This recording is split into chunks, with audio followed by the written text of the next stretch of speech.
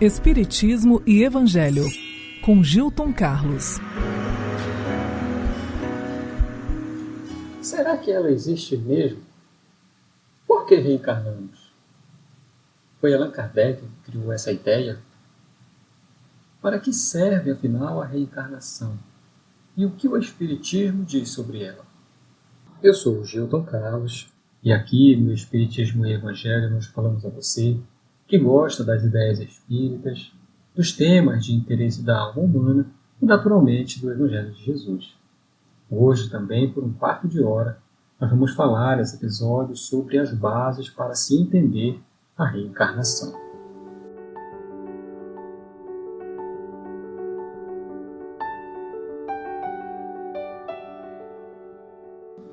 Vamos iniciar lembrando de algumas passagens que estão no Novo Testamento.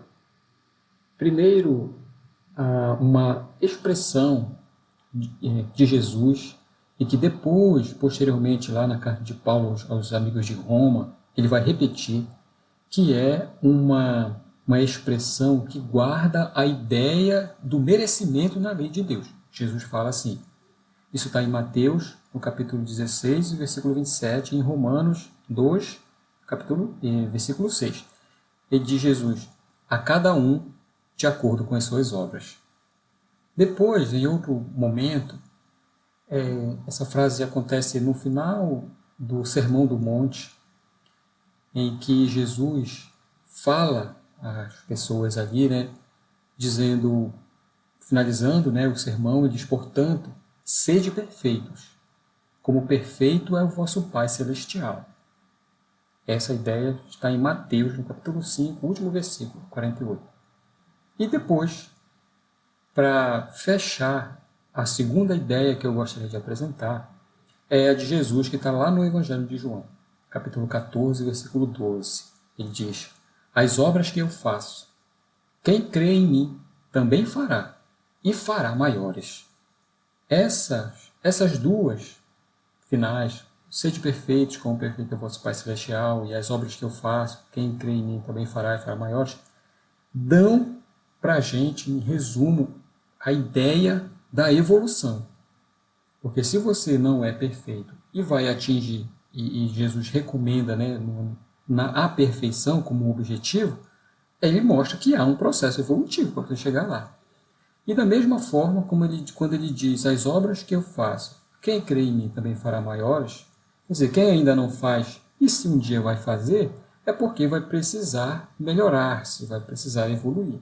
Então, tirando lá do Novo Testamento essas duas ideias, nós queremos embasar aquilo que iremos falar sobre a reencarnação. A ideia do merecimento, da lei do merecimento, e a ideia da evolução. No Livro dos Espíritos, na parte inicial, que é onde Kardec começa a organizar as bases do entendimento espírita, ou seja, dos espíritos, acerca de Deus, ele faz uma pergunta, a de número 13, acerca dos atributos de Deus. Ele elenca alguns, buscando uma confirmação dos espíritos, ele pergunta assim, quando nós dizemos que Deus é eterno, infinito, imutável, imaterial, único, onipotente, soberanamente justo e bom, temos ideia completa dos seus atributos? E os espíritos o respondem, do vosso ponto de vista, sim, porque credes abranger tudo. A razão, o efeito, vos diz que Deus deve possuir em grau supremo todas essas perfeições, porque se uma lhe faltasse, não seria infinita. E se não seria infinita, haveria algo superior a ele e, por conseguinte, não seria Deus. Mas dentre desses atributos que ele listou, eu queria destacar um, que é o soberanamente justo e bom. Um atributo de Deus que os espíritos afirmam ser. Essa característica, vou chamar assim, da justiça e da bondade, ele coloca como uma só, não está separada. Quer dizer que, ao mesmo tempo, Deus, para os seus filhos, nas leis que criou, ele é soberanamente, acima de tudo, é justo e é bom ao mesmo tempo. O que isso quer dizer? Ele é bom.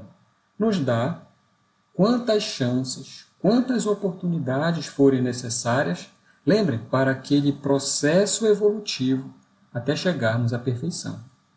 No entanto, ao mesmo tempo ele é também justo, de modo que nós vamos receber na medida dos nossos méritos. Lembre que Jesus fala, a cada um de acordo com as suas obras. Isso, creio, não é muito difícil de entender. Você, por exemplo, que está me escutando, você é pai, você é mãe, e ama o seu filho ou sua filha, pensem, para uma determinada coisa, qualquer na educação dos seus filhos, depois de ele errar, depois de ele tentar algo e errar, quantas chances ainda vocês dariam a ele para que ele aprendesse? Mais uma? Mais duas? Três? Quantas seriam? A razão responde, visto que ela é dada pelo pai ou pela mãe que ama o seu filho, que essas chances seriam quantas ele precisasse. Porque, vejam, se nós, você aí, né, que é pai, mãe, daria quantas chances forem possíveis e necessárias para os seus filhos, será que Deus faria menos que nós? Nós que somos imperfeitos aqui da Terra? E daí, então, mais para frente, no Livro dos Espíritos, a pergunta 132, Kardec vai indagar sobre o objetivo da encarnação dos espíritos. E eles responderam da seguinte maneira: Deus lhes impõe a encarnação com o fim, ou seja, com o objetivo de fazê-los chegar à perfeição. Essa ideia, a da encarnação e da reencarnação, ela não foi uma criação de Allan Kardec. Ele não encontrou isso em algum livro e verificou que isso era uma boa resposta. Não. Essa ideia ela é revelada pelos espíritos. Ou seja, os espíritos, dentro daquele método que ele elaborou, afirmaram que é assim que se dá o processo evolutivo dos filhos de Deus. Eles afirmaram isso. Dado, então, que os espíritos revelaram essa ideia, de modo que é assim, dizem eles, que a evolução dos filhos de Deus se dá, Kardec, então, pega isso e estabelece como um fundamento da doutrina espírita que nascia? Não nesse momento. Ele faz isso depois, quando recebe a revelação, né, dentro do método, mais uma vez, que ele estabeleceu para aceitar como verdade ou não, passa então a informação pelo crivo desse método para que ele a aceite. Isso ele chama controle universal dos ensinos dos espíritos. Então, a ideia passou pelo método, ela é aceita pela razão, porque ela faz sentido, porque ela que harmoniza a justiça e a bondade de Deus, e depois a experiência confirma.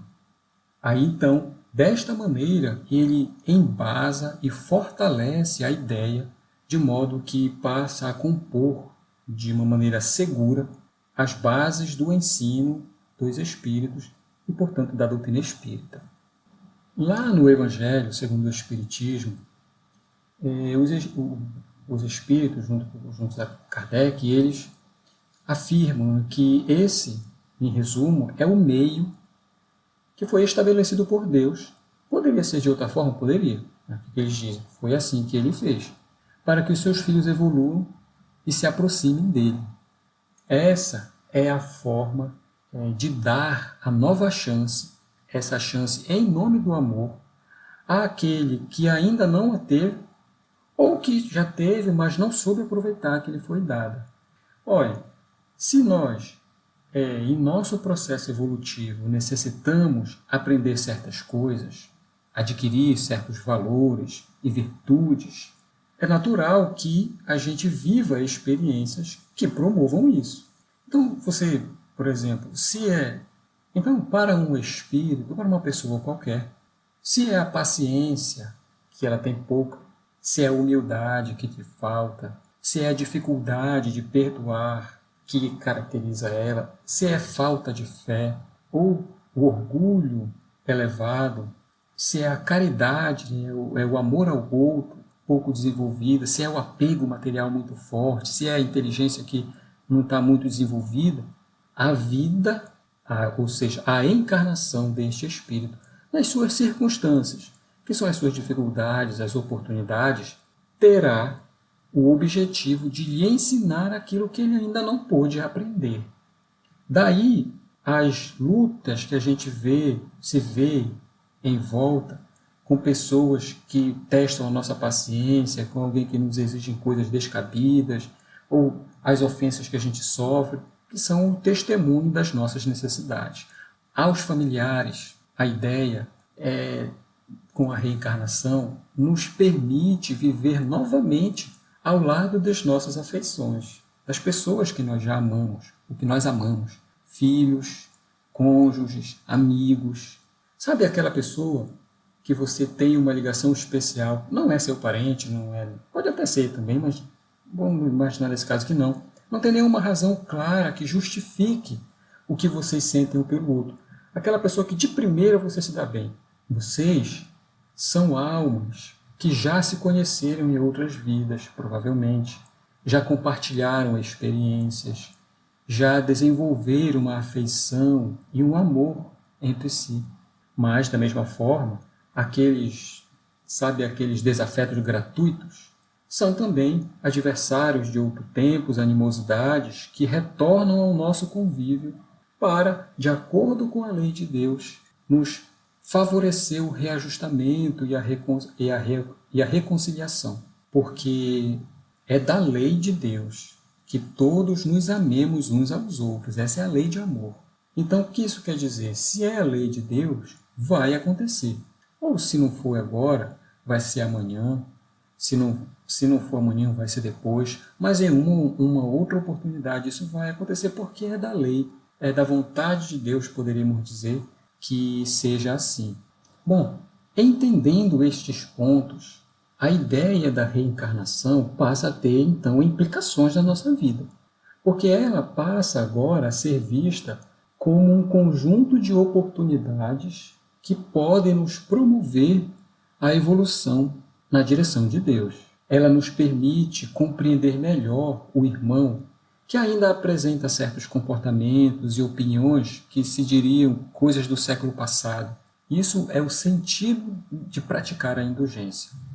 Também a nossa gratidão a Deus se eleva, porque nós passamos a reconhecer muito mais facilmente a sua bondade.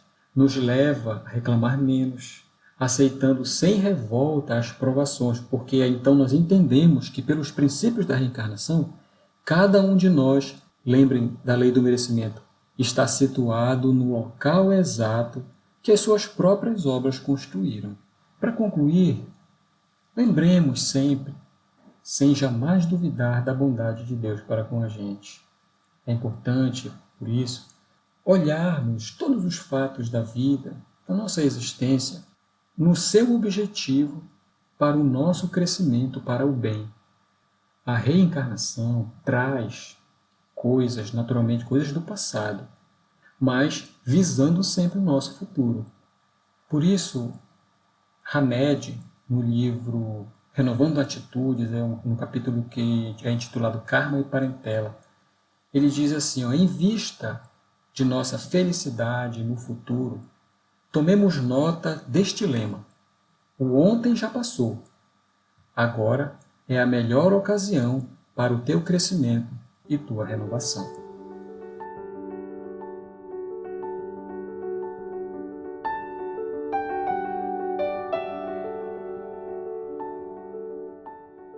Gente, muito obrigado por esses minutos que nós passamos juntos aqui.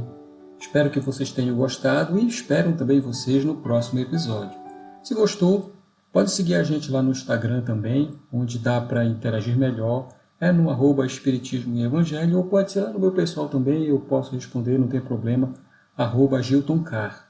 E na postagem, que eu farei lá sobre esse episódio, vão estar todas as referências que eu utilizei para elaborar ele. Um abraço a todos vocês e que Jesus os abençoe.